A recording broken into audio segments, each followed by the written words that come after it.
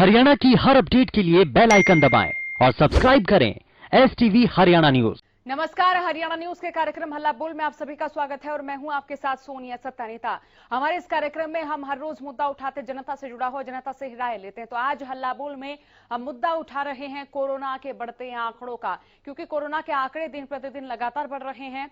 और आपका कोरोना के बढ़ते आंकड़ों के बारे में क्या सोचना है, क्या कहना है, हमारे साथ जुड़िएगा, राय साझा कीजिएगा, अपनी प्रतिक्रिया दीजिएगा, बताइएगा कि जिस तरह से प्रदेश में कोरोना से हाहाकार है, देश में कोरोना से हाहाकार है, आपका इस बारे में क्या सोचना है, आपका इस बारे में क्या कहना है। हमारे साथ जुड़िएगा, नंबर लगातार टीवी स्क्रीन पर पूरे कार्यक्रम में फ्लैश होता रहेगा। जुड़कर अपनी राय साझा कीजिएगा, हमें बताइएगा कि कोरोना के बढ़ते आंकड़ों के बारे में आपका क्या सोचना है, क्या कहना। देखिए, 24 घंटे में अगर देश की बात करें तो 3,92,488 नए मामले सामने आए हैं और एक दिन में 3,689 मरीजों की मौत हो चुकी है। देश में 33,49,644 एक्टिव मरीज हैं और प्रदेश में 13,588 नए मरीज मिले हैं। प्रदेश में कोरोना से हाल बेहाल है। दिल्ली से सटे जिलों का तो बिल्कुल बुरा हाल नजर आ रहा है, क्योंकि स्वास्थ्य मंत्री अनिल विज भी कह चुके हैं कि हरियाणा में जितने आंकड़े बढ़ रहे हैं उनका 50% साइबर सिटी गुरुग्राम, फरीदाबाद और सोनीपत से दर्ज किया जा रहा है। यानी प्रदेश में जितने आंकड़े बढ़ रहे हैं इन तीनों जिलों में इन आंकड़ों की संख्या लगातार बढ़ती नजर आ रही है। तो देश में कोरोना की रफ्तार कब थमेगी और बेकाबू रफ्तार के लिए आखिरकार कौन जिम्मेदार है और कैसे रुकेगी महामारी की बेकाबू रफ्तार। ये कोरोना का कहर देखिए लगातार जारी है। और क्या पाबंदियों से होगा कोरोना का प्रहार और क्या नाइट कर्फ्यू से नहीं फैलेगा कोरोना, सवाल ये भी है। और क्या सख्ती है महामारी का सही समाधान। तो ये कई सारे प्रश्न हैं, कई सारे सवाल हैं जिनका उत्तर जानने की हम कोशिश कर रहे हैं। देश में कोरोना की रफ्तार कब थमेगी, कब रुकेगी, बेकाबू रफ्तार के लिए आखिरकार कौन जिम्मेदार है और कैसे रुकेगी महामारी की बेकाबू रफ्तार। तो ये कोरोना को लेकर तमाम प्रश्न हम दर्शकों तक साझा कर रहे हैं और इन्हीं प्रश्नों के मार्फत जनता की राय जानने की कोशिश कर रहे हैं। हमारा नंबर टीवी स्क्रीन पर लगातार फ्लैश हो रहा है। तमाम दर्शक जो इस वक्त हमारे इस कार्यक्रम को देख रहे हैं हमारे साथ जरूर जुड़े, राय साझा जरूर करें, हमें बताएं कि आपका कोरोना के बढ़ते आंकड़ों के बारे में क्या सोचना है, क्या कहना है। तो हमारे साथ जुड़िएगा, राय साझा कीजिएगा, क्योंकि लगातार कोरोना के आंकड़े बढ़ रहे हैं और जिस तरह से कोरोना के आंकड़े बढ़ रहे हैं उसी हिसाब से प्रदेश सरकार भी एक्टिव मोड में नजर आ रही है। यहाँ केंद्र और प्रदेश सरकार की चिंताएं बढ़ती हुई भी नजर आ रही हैं। तो हमारे साथ जुड़िएगा, जितने भी दर्शक इस वक्त हमारे कार्यक्रम को देख रहे हैं जरूर हमारे साथ जुड़ें, राय साझा जरूर करें।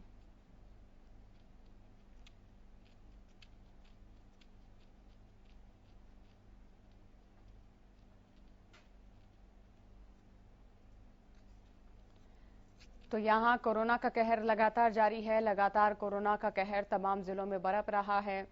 तमाम दर्शक जो इस वक्त हमारे कार्यक्रम को देख रहे हैं जरूर हमारे साथ जुड़े, राय साझा करें, क्योंकि देखिए कोरोना का कहर लगातार जारी है और लगातार लोग इस वक्त कोरोना से त्रस्त होते नजर आ रहे हैं। और क्या जो पाबंदियां फिलहाल लगाई गई हैं इनसे कोरोना पर किसी तरह का प्रहार होगा, असर होगा, क्योंकि देखिए लगातार पाबंदियां भी लगाई जा रही हैं। नाइट कर्फ्यू लगाया गया है, वीकेंड लॉकडाउन भी कई जिलों में लगाया गया है। तो ऐसे में आपको लग रहा है क्या कोरोना को लेकर यहाँ प्रदेश सरकार एक्टिव मोड में है और आपको लग रहा है क्या और भी जो कोशिशें हैं वो प्रदेश सरकार को करनी चाहिए कोरोना को लेकर। तो हमारा नंबर लगातार टीवी स्क्रीन पर फ्लैश हो रहा। तमाम दर्शक जो इस वक्त हमारे कार्यक्रम को देख रहे हैं हमारे साथ जरूर जुड़े, राय साझा जरूर करें। और देश में कब थमेगी कोरोना की रफ्तार, सवाल ये भी बना हुआ है। और कोरोना रफ्तार के लिए आखिरकार कौन जिम्मेदार है, बड़ा प्रश्न ये ही है, बड़ा सवाल यही है कि आप किसको जिम्मेदार मानते हैं, किसकी लापरवाही है ये। और क्या पाबंदियों से होगा कोरोना पर प्रहार और क्या नाइट कर्फ्यू से नहीं फैलेगा कोरोना। तो ये कई सारे सवाल हैं, कई सारे प्रश्न हैं जिनके उत्तर जानने की हम कोशिश कर रहे हैं। और हल्ला बोल में अपनी राय दीजिएगा। हमारा नंबर टीवी स्क्रीन पर बार बार फ्लैश हो रहा है। तमाम दर्शक जो इस वक्त हमारे साथ इस कार्यक्रम को देख रहे हैं, जरूर जुड़े, राय साझा जरूर करें। कार्यक्रम में प्यारे लाल जुड़ चुके हैं। आप कार्यक्रम में जुड़ चुके हैं प्यारे लाल, और कोरोना के बढ़ते आंकड़ों को लेकर आपका क्या सोचना, क्या कहना, तमाम प्रतिक्रियाएं साझा कीजिए। क्या आपके जहन में है? नमस्कार मैम। जी नमस्कार मैम, कोरोना के बारे में मेरे को ये कहना है, जी। हरियाणा में सख्त लॉकडाउन की जरूरत है। कम से कम 14 दिन का लॉकडाउन मैम, और सबको वैक्सीनेशन और जो स्वास्थ्य सेवा है ना मैम, वो मुहैया कराए सरकार। जी। सरकार। प्यारे लाल, आप जी, कौन से क्षेत्र से बात कर रहे हैं? हिसार से बोल रहा हूँ मैम। तो हिसार में जरा बताएं कि फिलहाल कोरोना को लेकर लोग कितने जागरूक नजर आ रहे हैं, लोगों की क्या प्रतिक्रिया है? क्योंकि आप लोगों के बीच में रहते हैं, उनके बीच में ही आप उनकी तमाम गतिविधियों को देखते हैं। ऐसा मैम, हिसार में कुछ हद तक ये वीकेंड लॉकडाउन लगा है, इससे कुछ तो फर्क पड़ा है मैम। ये तो नहीं कह सकते कि 100% पड़ा है, लेकिन कुछ हद तक वीकेंड लॉकडाउन से फर्क पड़ा है मैम। पहले की तरह मतलब लोग समझदार हो गए हैं, अब डरने लग गए, कोरोना से घर में रहने लग गए हैं। कुछ फर्क पड़ा है मैम, इतना ज्यादा नहीं पड़ा है लॉकडाउन से। सख्त लॉकडाउन की जरूरत है मैम। चलिए, बहुत बहुत शुक्रिया प्यारे लाल हमारे साथ जुड़ने के लिए। बंसीलाल हमारे साथ कार्यक्रम में जुड़ चुके हैं। बंसीलाल जी, कार्यक्रम में जुड़ चुके हैं आप। कोरोना को लेकर आपके जहन में क्या कुछ प्रश्न है, क्या आपकी प्रतिक्रियाएं हैं, क्या विचार हैं, साझा करें हमारे साथ। नमस्कार जी, मैं हरियाणा के मुख्यमंत्री से अनुरोध करना चाहूंगा जी, और भारत के प्रधानमंत्री से भी अनुरोध करना चाहूंगा कि जी। वर्तमान समय में लॉकडाउन और सख्त लॉकडाउन लगा देना चाहिए, क्योंकि हालात दिन प्रतिदिन खराब होते जा रहे हैं जी आज न तो बेड मिल रहे हैं। मैं आपको उदाहरण के तौर पर बताऊंगा, जी। धर्मवीर की चाची को भी बेड नहीं मिल रहा है, सांसद की चाची को, और वो वेंटिलेटर नहीं मिला। बेड तो मिल गया, वेंटिलेटर नहीं मिल रहा है। और तो आम आदमी की बात छोड़िए, आज जनता मान नहीं रही है। जनता नहीं मानेगी तो ये संक्रमण जो कोरोना कैरियर बने हुए हैं वो और फैला देंगे।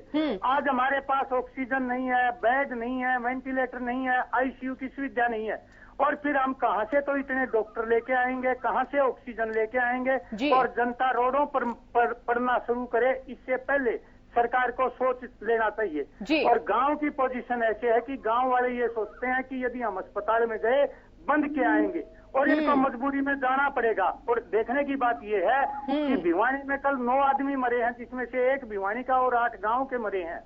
तो यह देखने की स्थिति गंभीर होती जा रही है, इसलिए लॉकडाउन लगा देना चाहिए। जिंदे रहेंगे तो सारी व्यवस्था होगी। बंसीलाल जी, देखिए, हमारे इस कार्यक्रम का उद्देश्य यही होता है कि हम आप जैसे लोगों से मुखातिब हो सके।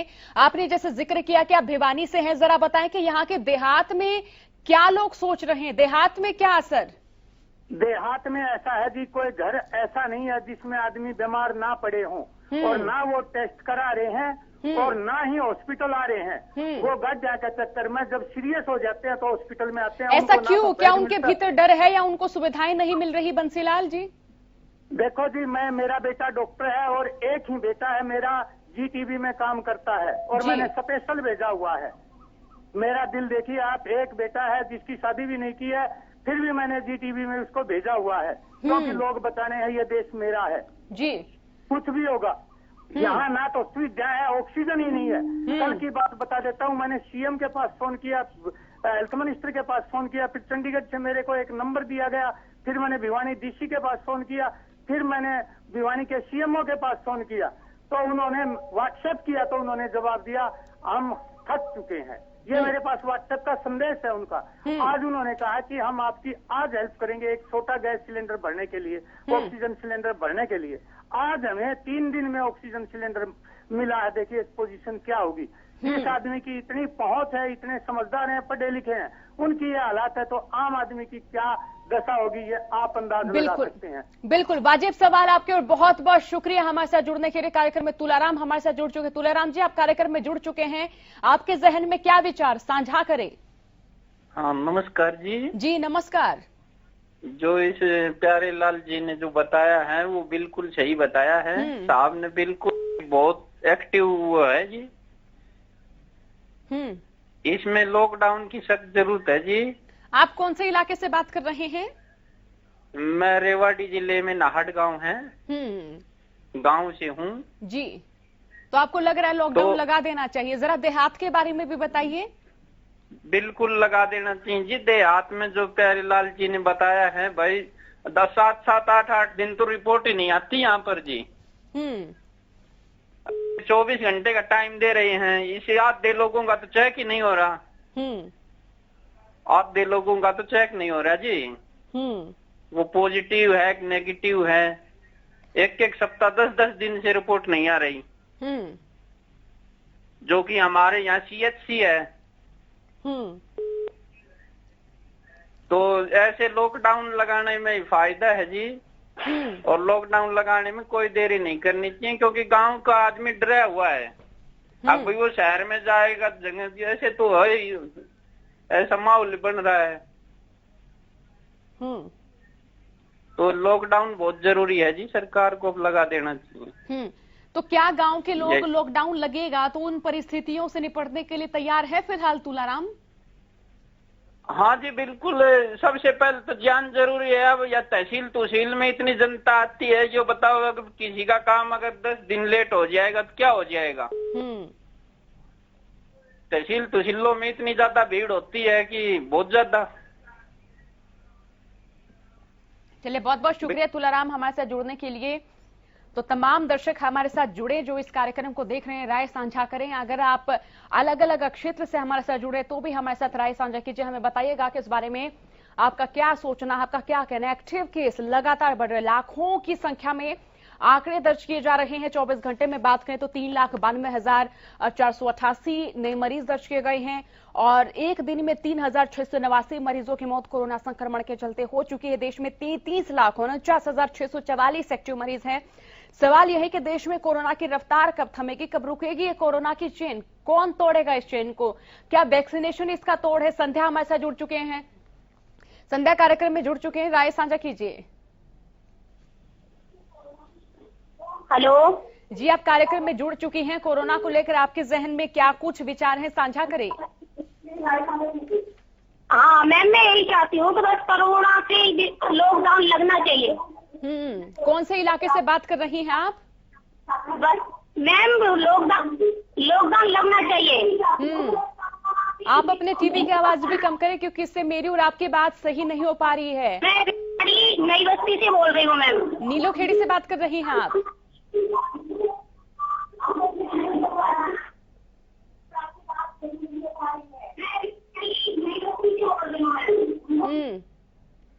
चलो बहुत शुक्रिया कार्यक्रम में जुड़ने के लिए। तो हमारा नंबर टीवी स्क्रीन पर बार बार फ्लैश हो रहा। तमाम दर्शक जो इस वक्त हमारे कार्यक्रम को देख रहे जरूर हमारे साथ जुड़े, राय साझा जरूर करें, हमें बताएं कि कोरोना के बढ़ते संक्रमण के बारे में आपका क्या सोचना, बढ़ते आंकड़ों के बारे में आपका क्या सोचना, क्योंकि कोरोना का कहर लगातार जारी बेकाबू रफ्तार के लिए आखिरकार कौन जिम्मेदार है और कब रुकेगी महामारी की बेकाबू रफ्तार? प्रदेश में भी आंकड़े बढ़ रहे हैं और क्या पाबंदियों से कोरोना पर किसी तरह का प्रहार होगा? जिस तरह से पाबंदियां लगाई जा रही हैं, नाइट कर्फ्यू लगा दिया गया है। अब देखिए आप, अस्पतालों में मरीजों की संख्या बहुत ज्यादा बढ़ रही है, वेंटिलेटर्स की कमी हो रही है, ऑक्सीजन की कमी हो रही है। खुद दर्शक हमारे साथ जुड़ रहे हैं, वो हमें बता रहे हैं कि ऑक्सीजन का सिलेंडर नहीं मिल रहा है तो ज्यादा से ज्यादा रेट में मिल रहा है और अगर एम्बुलेंस को कॉल कर रहे हैं तो 5 से 15 हजार रुपए का किराया एक जगह से दूसरी जगह जाने को मांगा जा रहा है। चाहे गांव से तहसील में जाना पड़े, गांव से शहर में जाना पड़े, तब भी ज्यादा खर्चा लोगों को वहन करना पड़ रहा है। तो हमारा नंबर टीवी स्क्रीन पर लगातार फ्लैश हो रहा। तमाम दर्शक जो इस वक्त हमारे कार्यक्रम को देख रहे जरूर जुड़े, राय साझा जरूर करें, हमें बताएं कि कोरोना के बढ़ते आंकड़ों के बारे में आपका क्या सोचना, क्या कहना है। अब जिस तरह से पाबंदियां लगाई गई हैं, आपको लग रहा है कि पाबंदियां लगा देनी चाहिए थी? ये पाबंदियां जो है काफी थी? आपको लग रहा है कि नाकाफी कोशिशें सरकार की ओर से की जा रही है? जितनी कोशिशें की गई हैं क्या वो नाकाफी हैं और कुछ करना चाहिए और कदम उठाने चाहिए? क्या लॉकडाउन ही आखिरी तोड़ है कोरोना के लिए? वैक्सीनेशन की प्रक्रिया लगातार जारी। पहले खबर आई कि 18 उम्र के जो लोग हैं उनको जो वैक्सीन दी जा रही है उसमें भी कमी है। फिलहाल वैक्सीन की जो डोज है वो प्रदेश को नहीं मिल पाई है।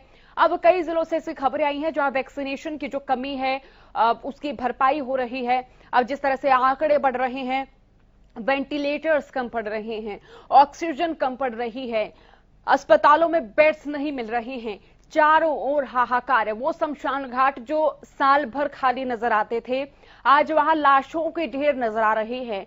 परिजन बिलख रहे हैं, अपनों से मिल नहीं पा रहे हैं, अपनों की जान के लिए सोशल मीडिया से लेकर अपने अड़ोसी पड़ोसियों से भी मदद मांग रहे हैं। आप जब सोशल मीडिया खोलते हैं तो आपको नजर आता है कि चारों ओर हाहाकार, हर कोई मदद मांगता नजर आता। कोई वेंटिलेटर की मदद मांग रहा है, कोई ऑक्सीजन सिलेंडरों की मदद मांग रहा है, कोई मदद मांग रहा है दवाइयों के, रेमडेसिविर इंजेक्शन कहीं से तो मिल जाए ताकि उनके अपनों की वो जान बचा सके। हर किसी के भीतर एक दुख है। दुख है किस तरह इस देश को कोरोना से मुक्त बनाया जा सके। दुख है कि जिन्होंने अपने परिजनों को खोया है वो किस तरह से उनकी स्मृतियों को अपने हृदय से मिटा सके। बहुत सारे सवाल हैं, मानवता के नाते बहुत सारे सवाल हैं। सिस्टम क्या विफल है, ये सवाल है। सवाल ये है कि जब कोरोना की दूसरी लहर की बात विशेषज्ञों ने पहले ही बता दी थी तो तब तक तैयारियां क्यों नहीं की गई थी। हर रोज इतनी सारी लाशों की तस्वीरें सोशल मीडिया से लेकर टीवी पर खबरों में सामने आती रहती हैं। इन तस्वीरों को देखकर जहन में एक ही सवाल खड़ा होता है कि आखिर इस वक्त सिस्टम कर क्या रहा है, सरकारें क्या कर रही हैं। जब कोरोना का नया स्ट्रेन आया था तो तब कोरोना को रोकने के कोई भी उपाय क्यों नहीं किए गए। नए स्ट्रेन की पुष्टि प्रदेश में भी हुई, देश में भी हुई, लेकिन इस नए स्ट्रेन के साथ क्या कदम सरकारों की ओर से उठाए गए। आप देखेंगे कि साल 2020 के शुरुआती चरण से ही किस तरह से कोरोना का आंकड़ा बढ़ता नजर आया था। 2020 का अंत होते होते हम ये मान चुके थे कि अब कोरोना है ही नहीं, कोरोना जा चुका इस देश से, इस प्रदेश से। दीपावली आई, दशहरा आया, हमने देखा कि उस दौरान ताबड़तोड़ आंकड़े दर्ज किए गए। उसके बाद फिर से आंकड़ों की रफ्तार कम होती नजर आई। एक बार फिर मार्च 2021 के अंतिम सप्ताह में कोरोना फिर रफ्तार पकड़ता है, फिर ताबड़तोड़ आंकड़े दर्ज किए जाते हैं। अप्रैल के अंतिम सप्ताह तक लाशों के ढेर नजर आते हैं। बात उन राज्यों की करें जहां कोरोना का कहर लगातार बरप रहा है, चाहे महाराष्ट्र की बात करें, कर्नाटक की बात करें, राजधानी दिल्ली की बात करें, हर रोज शमशान घाट में लाशों के ढेर नजर आ रहे हैं।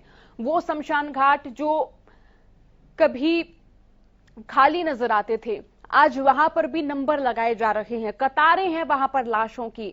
परिजन रो रहे हैं, अपनों से मिल नहीं पा रहे हैं, आखिरी वक्त भी अपने परिजनों का चेहरा नहीं देख पा रहे जो कि कोरोना के चलते काल का ग्रास बने हैं। क्या वो जो परिजन अपनी जान खो रहे हैं वो अपनों को किसी तरह से अब मदद दे पाएंगे? क्या सरकार जिनके परिजन अपनी जान गंवा रहे हैं उन सदस्यों को कोई राहत राशि दे पाएगी? कोरोना से मरने वालों को आखिरकार किस तरह से सरकार फिलहाल देख रही है, और जो अपने पीछे पूरा परिवार छोड़कर जा रहे हैं उनके लिए सरकार क्या आर्थिक सहायता मुहैया कराएगी? कई सारे सवाल। अब किसानों की फसल भी मंडियों में जा रही है, वहां भी कोरोना के चलते बहुत कम एहतियात नजर आ रहे हैं। किसान ये कहते हुए नजर आ रहे कि जी देखिए अब कोरोना का संक्रमण जारी है और मंडियों में जब वो फसल लेकर जा रहे हैं तो वहां भी कोरोना को लेकर कई प्रकार की लापरवाही नजर आ रही है।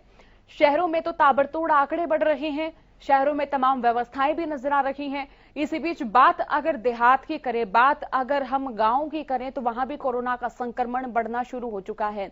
अक्सर आप देखते होंगे कि गांव देहात में बहुत कम स्वास्थ्य सुविधाएं मिलती हैं। अब देखते होंगे आशा वर्कर्स यहाँ पर जो सैंपलिंग की बात कहें, चाहे गर्भवती महिलाओं के टीकाकरण की बात कहें, किसी और तरह की जागरूकता की बात कहें तो आशा वर्कर ही हमें देहात में नजर आती हैं। और चाहे एएनएम्स की बात करें, लेकिन कोई बड़ा डॉक्टर देहात में कभी कभी नजर आता है, कभी कभी चिकित्सा कैंप लगाए जाते हैं। तो ऐसे में जब कोरोना का आंकड़ा देहात में बढ़ रहा है तो गांव देहात के लोगों को क्या सरकार की ओर से तमाम सुविधाएं मिल पा रही हैं? गांव के लोग इस वक्त भयभीत हैं, उनके भीतर डर है। अगर वो अस्पतालों में गए तो उनके साथ क्या होगा? क्या वो वापस सकुशल लौट कर आएंगे? अब देहात में भी ऑक्सीजन की कमी हो रही है। बहुत सारे ऐसे मरीज हैं जो ऑक्सीजन के चलते अपने घर में ही काल का ग्रास बन रहे हैं। तो ऐसे में अब क्या सरकार की ओर से दोबारा चूक हुई है देहात में स्वास्थ्य व्यवस्थाएं प्रदान करवाने में? हमेशा से ही इस देश के ग्राम क्षेत्रों की बात की जाए, देहात की बात की जाए, सुरक्षा व्यवस्थाओं को लेकर सरकार हमेशा ही विफल नजर आई है। साल 2020 के दौरान भी आपने देखा होगा कि तब प्रशासन मुस्तैद था, पुलिसकर्मी गांव के बाहर नजर आते थे, गांव वालों की ओर से भी पंचायती तौर पर भी वहां ठीकरी पहरा दिया जाता रहा था। माना जाता था कि कोई बाहर से कोई भी आएगा उसके हैंड सैनिटाइज कराना जरूरी है, तमाम एहतियातों का पालन किया जा रहा था। साल 2021 के दौरान न कोई पुलिसकर्मी गांव के बाहर तैनात है, न अब ठीकरी पहरा दिया जा रहा है।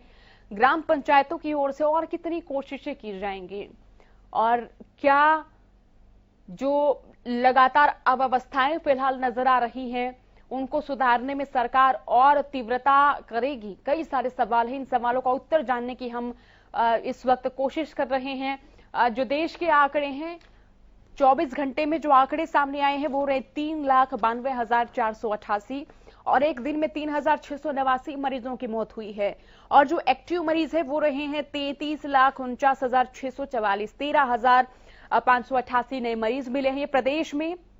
देखिए आप 24 घंटे का आंकड़ा 13,588 मरीज जो हैं वो महज 24 घंटे में प्रदेश भर से सामने आए हैं। प्रदेश में भी कोरोना से बुरा हाल है, दिल्ली से सटे जिलों का खासतौर पर बुरा हाल है। बात अगर साइबर सिटी गुरुग्राम की करे, फरीदाबाद की करे या सोनीपत की करे तो यहां से प्रदेश का 50% आंकड़ा दर्ज किया जा रहा है। अगर कहीं से आंकड़े बढ़ रहे हैं तो सबसे ज्यादा जो आंकड़े प्रदेश को प्रभावित कर रहे हैं वो इन्हीं 3 जिलों के हैं, दिल्ली से सटे हुए हैं। आवागमन लगातार जारी रहा है और हमारे कार्यक्रम में तमाम दर्शक जो इस वक्त हमारे कार्यक्रम को देख रहे जरूर जुड़े और राय साझा जरूर करें। आपके जो भी विचार हैं हमें जरूर बताएं। हमारा नंबर टीवी स्क्रीन पर बार बार फ्लैश हो रहा है।